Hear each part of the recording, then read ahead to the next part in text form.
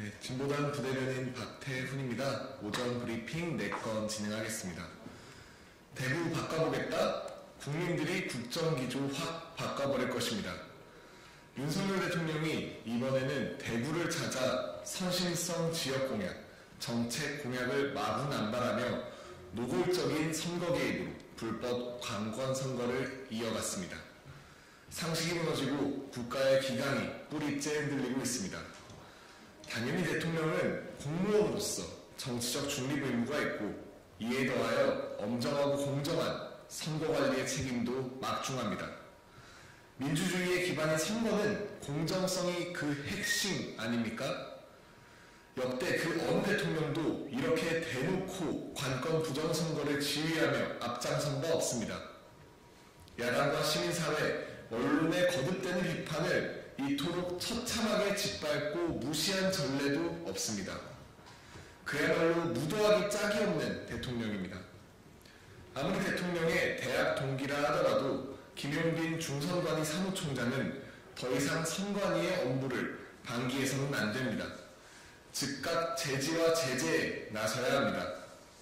대통령의 선거 개입은 탄핵 사유가 되기도 하지 않습니까? 대통령은 어제 16번째 불법 관권 선거 현장에서 대부를 한번 바꿔보겠다고 호언장담했습니다. 그런 대통령을 보며 우리 국민들은 이번 총선을 통해 반드시 국정기조를 확 바꿔버릴 결심임을 똑똑히 경고합니다. 두 번째 브리핑입니다. 이종섭 호주 대사 임명은 수사 방해를 위한 대통령의 직권 남용입니다. 4일 윤석열 대통령이 고 최상병 사망사건 수사 외압 의혹의 피해자이자 대통령과의 핵심 연결고리인 이종섭 전 국방부 장관을 호주 대사로 임명해 노골적으로 수사를 방해했습니다. 국방부 장관 출신을 주일북 대사로 임명한 것은 군부 독재 종식 이후엔 찾아보기 어렵습니다. 지난 7월 이 전 장관은 최상병 사망 사건에 대한 수사를 경찰에 이첩하겠다는 내용을 결재했으나 윤석열 대통령에게 질책을 받자마자 하루 만에 뒤집고 이첩 보류 지시를 내렸습니다. 때문에 이 전 장관은 공수처의 수사를 받는 피의자 신분이지만 호주로 출국하게 되면 공수처의 수사가 어려워집니다. 이런 상황에서 이 전 장관을 굳이 호주 대사로 임명한 것은 대통령 자신에 대한 수사를 피해가기 위한 직권남용입니다. 사고 원인을 철저히 조사해 다시는 이런 일이 재발하지 않도록 해야 한다던 윤석열 대통령의 발표가 상식입니다. 손바닥으로 하늘을 가릴 수 없습니다. 국민은 자신을 지키기 위해 법과 원칙을 내팽개치는 윤석열 대통령을 더 이상 두고 보지 않을 것입니다. 세 번째 브리핑입니다. 윤석열 대통령 주 52시간제 합헌, 헌재 충고를 새겨야 합니다. 헌법재판소에서 주 52시간제를 규정한 근로기준법이 위헌이라는 헌법 소원 심판에 대해 재판관 전원일치로 기각했습니다. 주 52시간제에 대한 헌재의 첫 판단이기도 합니다. 지극히 당연하고도 상식적인 전원일치 헌재 판결을 환영합니다. 여전히 우리 사회는 세계적으로도 장기간 노동으로 악명이 높습니다. 문재인 정부에서도 국정과제로 추진하던 연간 노동시간 1800시간대 진입조차 작년에서야 겨우 이루어졌습니다. 그럼에도 아직 OECD 평균인 1752시간보다도 무려 122시간이나 더 많습니다.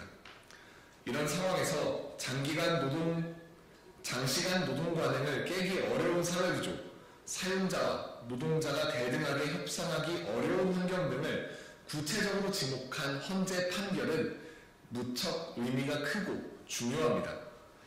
무엇보다 한 주간 노동시간 한도를 무려 69시간까지 늘리려다 노동자들의 강력한 저항에 직면한 윤석열 대통령은 헌재의 충고를 깊이 새겨야 합니다.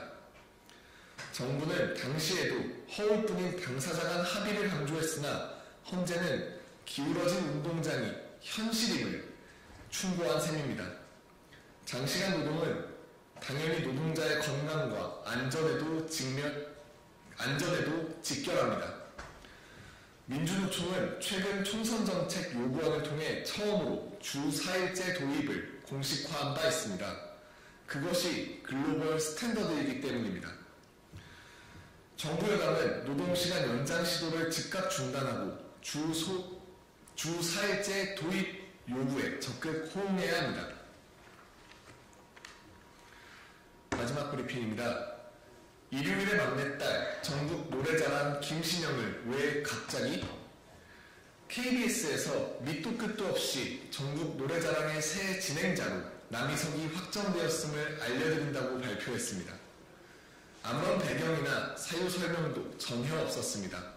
심지어 김신영과 제작진에게도 통보되어 더 황당합니다. 전국 노래자랑은 KBS를 넘어 한국 방송계에서 상징적인 최장수 예능 프로그램입니다. 34년간 전국 노래자랑 그 자체였던 송혜 선생의 뒤를 이은 김신영 MC는 부단한 노력으로 프로그램을 안정화시켰다는 평가를 받아왔습니다.